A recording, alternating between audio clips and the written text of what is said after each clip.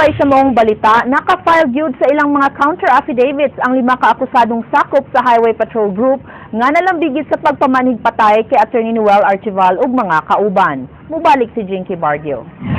Halos nagabian sa pag-file sa ilang mga counter affidavits ang abogado sa 5 ka mga sakop sa Highway Patrol Group kinsa nalambigit sa pag-ambush patay kang Attorney Noel Archival ug sa mga kauban niadtong Pebrero. Matod ni Attorney Inocencio de la Serna, abogado sa mga akusadong sakop sa HPG nga ang ilang gisumiter nga dokumento magpamatuod nga wa sila atul sa pagpatay kang Archival sukwahi sa pasangil sa NBI 7. Lakip sa ilang gisumiter mao ang mga certifications, mga hulagway ug mga dokumento gikan sa ilang mga testigo.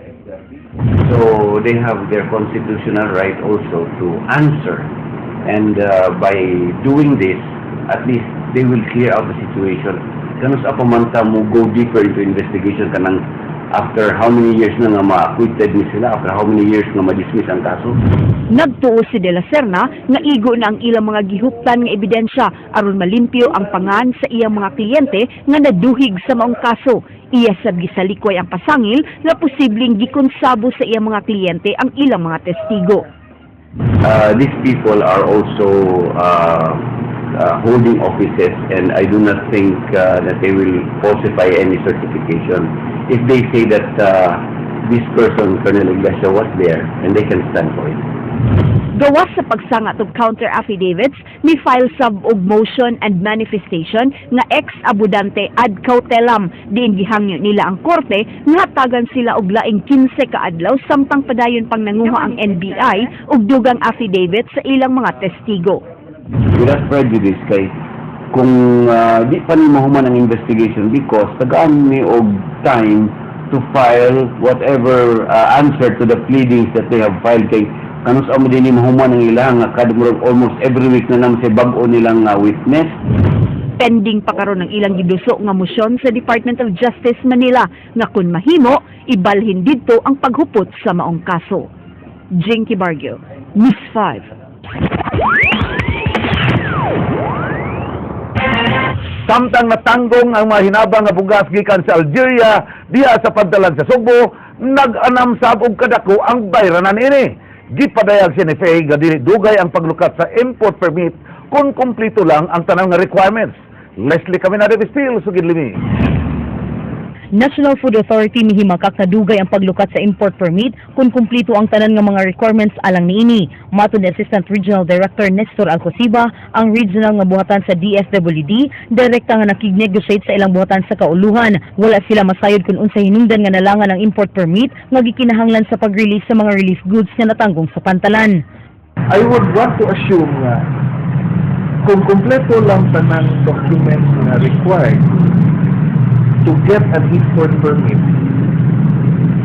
I would assume na it would not take months for the import permit to come out. Matter of days lang siguro. Yes. Kung kumpleto, because there are certain requirements that you have to submit. Giklaro ni Alcoseba nga ang matag dala og bugas gikan sa gawas sa nasud nang ginahanglan sa import permit bisan og donasyon pa kini. Understanding that anything coming from SOAS is considered importation. So whether it's in a form of a donation or what, doon nagyapon na siya, come out na doon na import permit. Gawas sa permit, ang DSWD adunay bayranan sa kapin sa 14 ka milyon ka pesos aron ma-release ang dulan 200 ka container van sa relief goods. Mikabat og 126,920 ka sinakong bugas gidonate sa nasod sa Algeria alang sa mga biktima sa bagyong Yolanda. Ang hinabang naabot dinhi sa Sugbo ni adto pang buwan sa Enero. Si Custom Chief of Staff Attorney Kenneth Asisanti may padayag nga wa nay obligasyon ang DSWD silang buhatan. Nalangay lang og release ang mga sinakong bugas tungod sa bayron niini sa shipping lines. Na siya na pull out because of nakalidagan dako na bayranan sa shipping line. Muna ang taamo, as far as customs is concerned, wala na ni anything charges nga gina-collect from DSWD. Dugang panisisante nga tungod sa pagkalangay mitubo ang penalty niini matag adlaw. Muna nga wala na siya na process dayon kay murag na sila kuha na document from other agencies like mga import permit, I think sa rice. And then sa kadugay na nga natanggong na siya sa atong port area, nagkadako ang charges sa shipping line. Leslie Caminado Vistil, News 5. Gisugutan sa COMELEC ang hangyo sa mga political parties na i-extend ang deadline sa pag-file sa Statement of Contributions and Expenditures. Ang deadline karon na unyang Hunyo 30. King Perez Gilimi. Gilugwayan sa Commission on Elections ang deadline sa pag-submit sa mga Statement of Contributions and Expenditures konsose sa mga may kandidato sa midterm elections.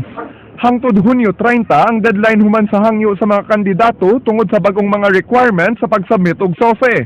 Awag ni Provincial Election Officer Attorney Lionel Castellano na seryosohon kini sa mga kandidato aron makalikay sa atubangon nga silot nga administratiba. Ang gihatag nga deadline is katong May 12.